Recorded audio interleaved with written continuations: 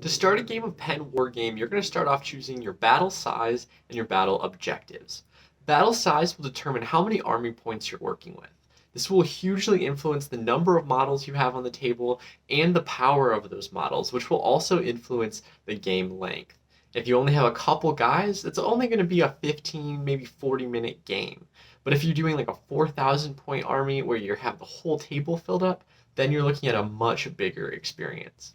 The formats will also differ because you'll have the choice of full knockout, drag out battles between your armies, just trying to eliminate the other player.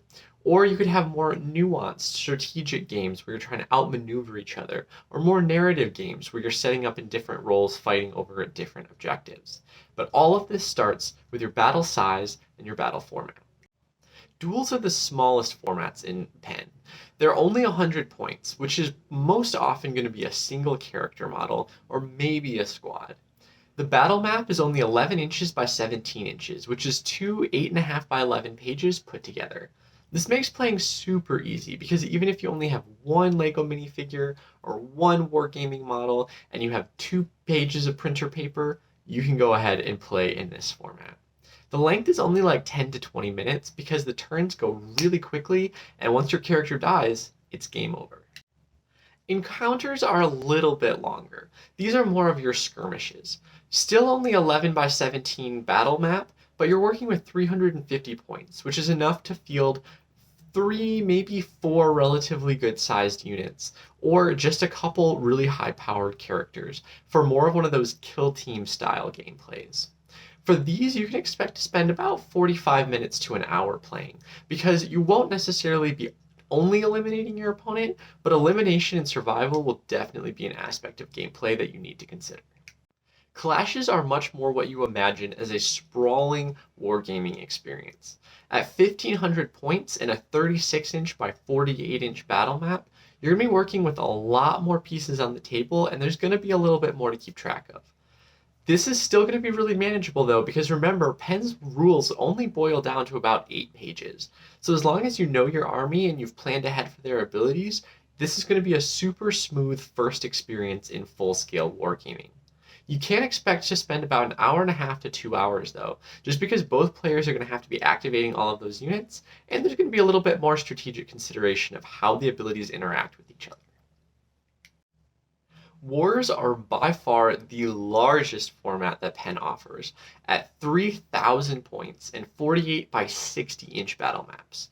This is a really significant commitment, and it's an epic experience where you're going to be fielding a massive front of miniatures against your opponent.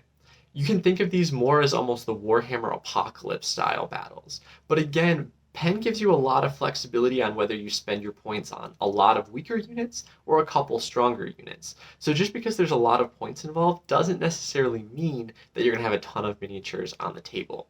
It's all about how you want to use it. Nevertheless, you can still expect to spend about 2 to 4 hours at a game of war, Pen Wargame. So make sure that you've planned ahead, that your army is optimized, and that you have the time to commit to this epic wargaming experience. Once you've chosen the size of your battle, then you're going to choose the format. The most basic is open war, which is just your army tries to destroy their army. Very straightforward, very simple. But in each of these formats, there's also going to be a center objective on the map. It's going to be located in the exact center of the map.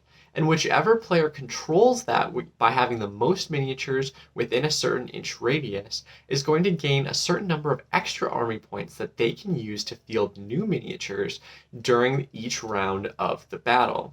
So even though open war is all about just obliterating your opponent, controlling that central objective is still going to be helpful because you're going to get a trickle of new resources to help you do it. Assault and Defend is a more narrative style game, where one player is going to take the role of the defender, and they're going to be able to arrange their terrain and their units in a defensive position within their deployment zone. The other player is going to be the attacker, and they're going to be moving across the board trying to assault and claim that position by placing a certain number of their units within the defender's deployment zone for a full turn rotation. If they do, they win. Both players have different advantages, where the defender gets the benefit of terrain and they get the full length of the battlefield to be shooting at their opponent while the opponent is moving up to assault them. On the flip side, though, the assaulting team pretty much gets to guarantee that they're going to control the center objective, which means they might get a slight trickling of new units as the battle goes on, making the defender's job that much harder. Assault and Defend is a perfect format if you want more of a narrative type of gameplay, recreating an epic experience like Helm's Deep. Collect and Escape is another example of a more narrative style play.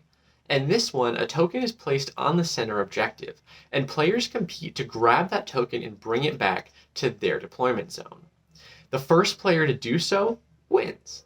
It's a little bit faster, but it is much more nuanced because you're not going to be necessarily working to just destroy the other opponent.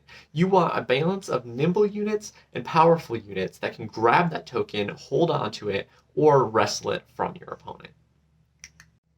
In position secured, you're just going to be trying to fight over that objective front and center. Both armies are going to be trying to move to the middle and hold onto it, and whoever holds onto it at the end of each battle round scores a point. Whoever controls it at the end of the most battle rounds wins, and if there's a tie, both players lose, as their forces churn uselessly against each other. With 4 army sizes and 4 battle formats to choose from, you can have the ultimate amount of flexibility to play pen wargame no matter what your circumstance. Whether you have 15 minutes or an entire afternoon, there's a format for you. Whether you just want to slog it out or you want a strategic challenge, you can enjoy the pen wargame. Be sure to like this video and subscribe to this channel so you can keep getting updates on the nuances and benefits of the pen wargame to see whether it's something that would fit for you.